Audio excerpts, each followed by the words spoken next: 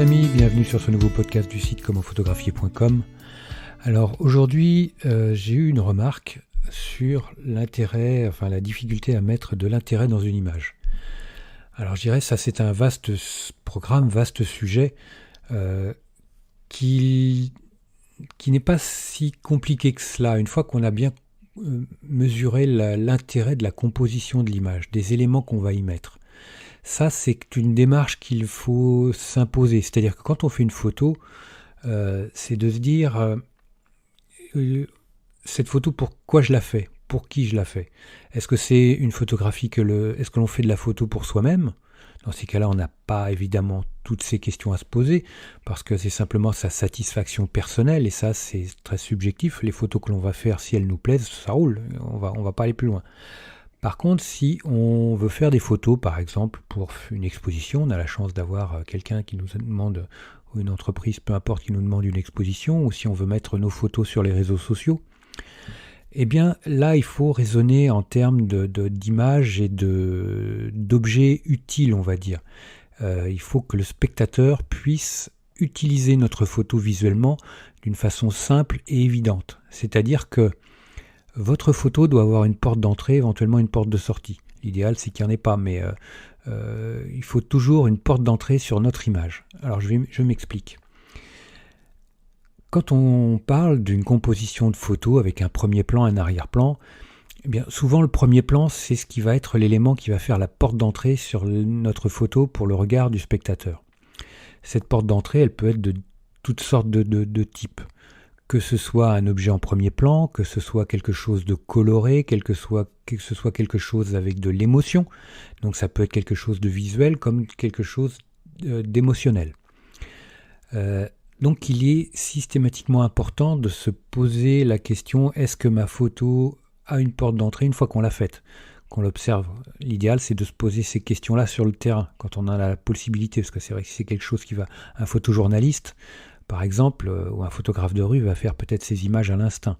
Moi, je ne suis pas photojournaliste et je ne suis pas photographe de rue, donc j'émets des hypothèses. Donc si des photographes de rue ou photojournalistes suivent ce podcast ou regardent les vidéos de la chaîne YouTube, n'hésitez pas à me laisser en commentaire vos réactions et vos ressentis. Donc, mon hypothèse, c'est que le photographe de rue, le photoreporter, il va faire ses photos à l'instinct. C'est-à-dire que mécaniquement, avec l'habitude, il saura cadrer son image et capter ce qu'il faut capter à l'instant T. C'est vraiment de l'instinctif, c'est de l'instinct animal. Quand on quand on est débutant en photo, eh bien les questions, il faut qu'on se les pose. Il faut qu'on prenne du temps pour faire nos images et pour les construire. Pour qu'au fil du temps, eh bien la routine, l'instinct se fasse, l'habitude se fasse et que mécaniquement, machinalement, on ait les bons réflexes. Moi, je sais que quand j'étais en école de photo, il y a bien longtemps, au CE3P, on faisait énormément de photos. Et c'est en faisant énormément de photos qu'on apprend à faire des cadrages, qu'on apprend à cadrer les photos, je dirais, de manière instinctive. Et à la limite, on n'a plus à se poser de questions. Tout de suite, on va chercher notre premier plan, tout de suite, on va chercher notre porte d'entrée à l'image et on fait notre image. Alors, il n'est pas toujours évident d'avoir une porte d'entrée, d'avoir un élément marquant dans le décor pour avoir cette dite porte d'entrée. Ça, c'est pas systématique. Mais bien souvent, on peut trouver quelque chose. Alors, si on ne l'a pas de prime abord, bien, il faut bouger. Regardez l'environnement. Qu'est-ce qui va pouvoir jouer le rôle de porte d'entrée dans mon image ? Qu'est-ce qui va pouvoir marquer le regard du spectateur et l'attirer et le garder captif ? Donc, vraiment penser à cet élément d'entrée dans la photo qui va captiver, qui va exciter la curiosité du spectateur. Une fois que le spectateur est dans la photo, eh bien, il y a un sens de lecture que l'on va pouvoir lui procurer, que ce soit avec des lignes directrices, avec des perspectives, avec plein de choses. Je dirais tout ça, après, ça va être le sujet qui va apporter un peu le cheminement du regard du spectateur sur notre image. Mais, je dirais, ce qui va vraiment être l'élément déclencheur, c'est la porte d'entrée. N'oubliez pas ça. Donc alors ça peut être, sur une vue sur mer, ça peut être un rouleau d'une vague, ça peut être une bouée orange justement qui gît sur le sable, ça peut être un oiseau, un animal, un arbre, un bateau, une barque échouée, que sais-je. Que ce soit en forêt, ça peut être une racine avec un champignon, un insecte, pareil, un animal. Ça peut être un tronc d'arbre, une souche. Tout est possible, tout est utilisable. Pour du portrait par exemple, ou pour une photo de groupe, ça peut être quelqu'un qui fait une grimace, ça peut être une personne qui a une position qui n'est pas celle des autres, quelqu'un qui tourne le dos. On peut apporter quelque chose qui va un peu choquer entre parenthèses, c'est pas le bon terme, mais qui va tout de suite exciter la curiosité du spectateur. Sur un groupe de personnes, une personne qui tourne le dos, par exemple, c'est un cas relativement classique. Là, tout de suite, on se dit, mais qu'est-ce qui se passe ? Pourquoi ? Donc, ça va tout de suite capter le regard du spectateur.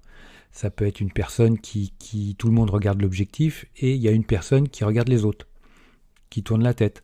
Vous voyez, vous pouvez également, soit c'est des choses, vous avez la chance de capter ces choses qui vont se jouer de façon naturelle, ou alors vous pouvez les recréer. Ça, tout est possible, tout est libre, il n'y a pas de figure imposée. Donc, systématiquement, soignez votre porte d'entrée au niveau de vos images. Je dirais, ça sera la clé du succès pour vos photos. C'est parce qu'il est important que le regard d'un spectateur ne passe pas sur votre photo sans s'arrêter.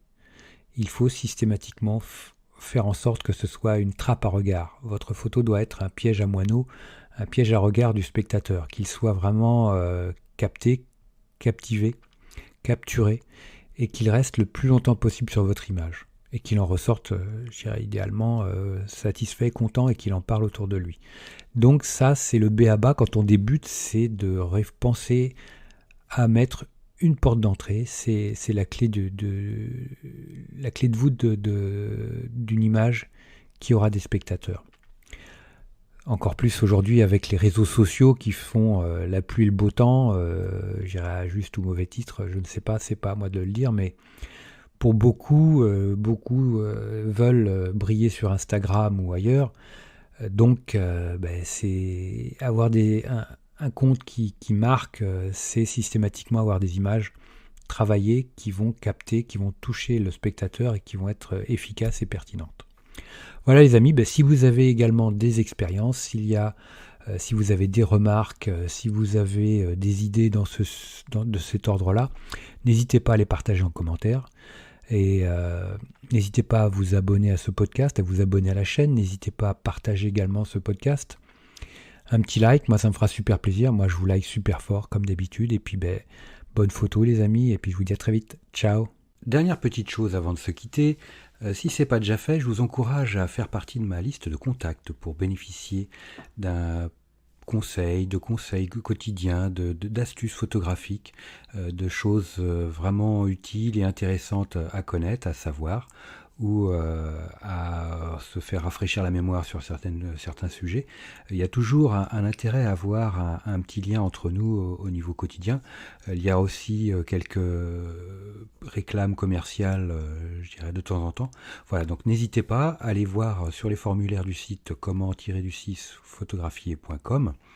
Vous en avez sur les articles au niveau de la colonne de droite, ou autrement en bas d'article, vous avez des formulaires un peu partout, et vous pourrez comme ça ainsi faire partie de la liste de contacts.